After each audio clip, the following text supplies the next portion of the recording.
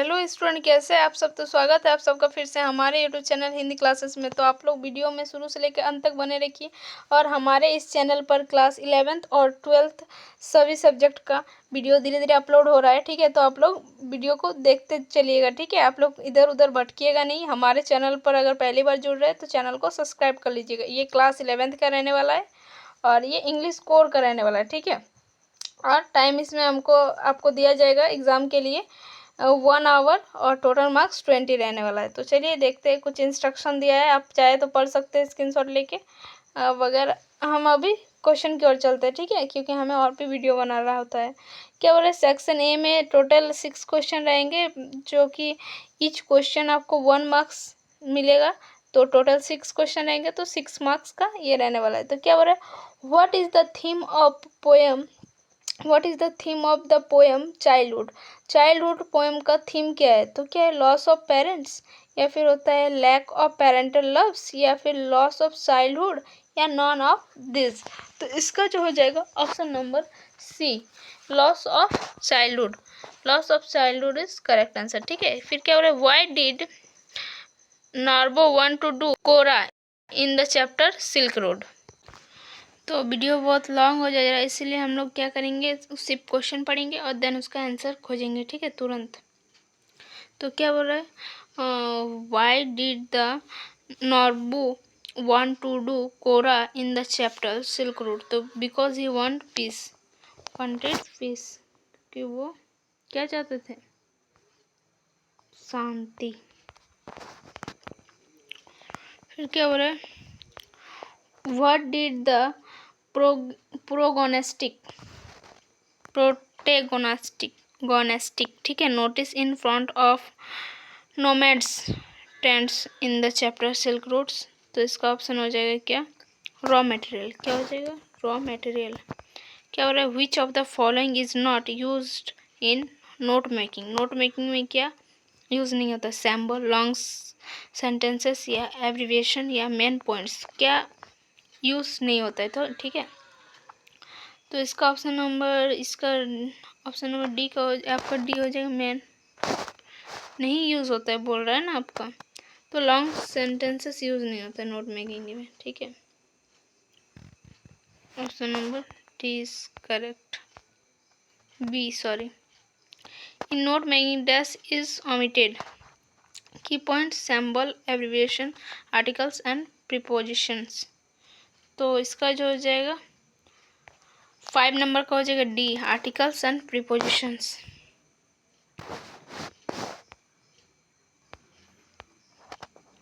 फिर next question, question number 6 देखते हैं। Principal clause is also called dash clause, dependent clause, independent clause, subordinated clause, या फिर all of the above, all of this. तो इसका हो जाएगा ऑप्शन नंबर बी, ठीक है, independent clause.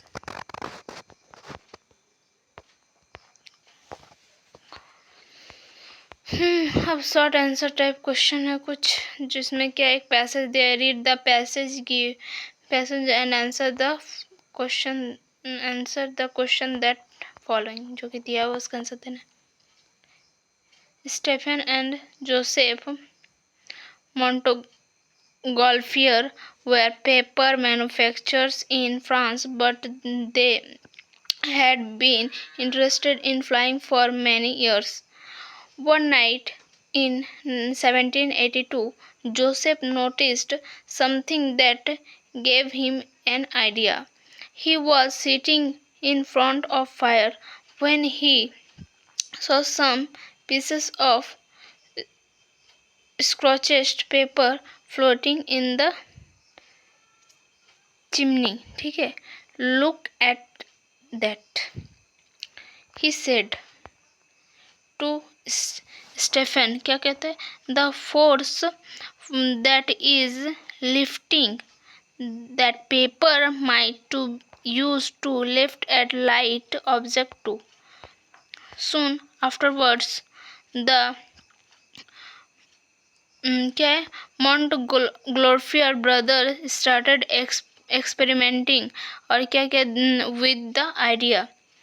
They tried their first experiment with a big silk bag with as opened at the bottom. The hot air filled the silk bag, and much to their delight, they saw it rise up in the air. Thus, they had created the first hot air balloons। ठीक है, तो ये जो इससे आपका 3 question दिया है। ठीक है, 3 की 4,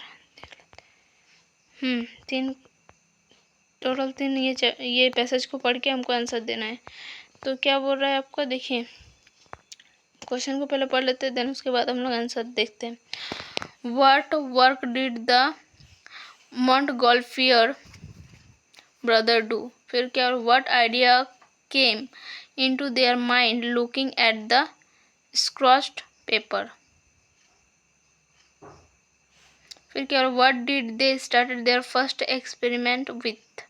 क्या हो रहा है, व्हाट इज द नाउन, क्या हो रहा है, क्लोज विथ टू एग्जाम्पल। और ये जो आपका लॉन्ग आंसर टाइप क्वेश्चन है, what are the poet feeling towards childhood in the poem childhood. क्या बोल रहा है, comment on the author physical condition of Darchen in Darchen. तो ये सब का अब आंसर देख लेते हैं थोड़ा, चलिए। क्वेश्चन नंबर 7 का आंसर देख लेते हैं। What work did the Montgolfier brother do. तो क्या हो रहा है, Stephen and Joseph Montgolfier were paper manufacturers. ठीक है, तो वो काम करते थे। फिर क्या हो रहा है, what idea come into their mind looking at the scorch paper. Scorch का पेपर को देखा तो उसके माइंड में क्या आया। ठीक है, क्या हो रहा है, Joseph Montgolfier got the idea that the force flighting the scorch paper could be use to lift a light object. ठीक है, इस तरह से 8 क्वेश्चन नंबर 8 का ये आंसर हो गया। अब 9 नंबर क्वेश्चन देखते हैं। What did they start their first experiment with. उसके साथ उसका फर्स्ट एक्सपेरिमेंट कैसा रहा वो पूछ रहा है। They started their first experiment with a big silk bag. ठीक है, which was opened at the bottom. इस तरह से इसका आंसर दिया है। What is a noun cause.